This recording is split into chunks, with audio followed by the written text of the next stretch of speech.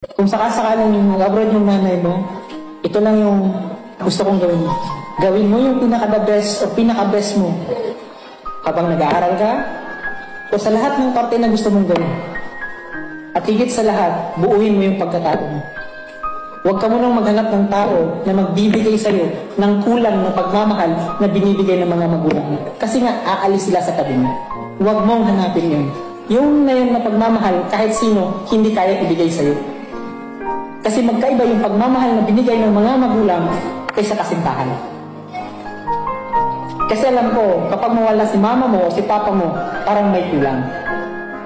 Ngayon, dahil may kulang, gusto niyong punan. Tama? Ang gusto kong iparating sa inyo, magkaiba sila. Hindi porket mamahalin kayo ng ibang tao, pareho na sa pagmamahal ng mga magulang ninyo. Mas lalo kayong mapapariwara kung gutom na gutom kayo sa pagmamahal. Please, anong gawin mo? Mahalin mo yung sarili mo.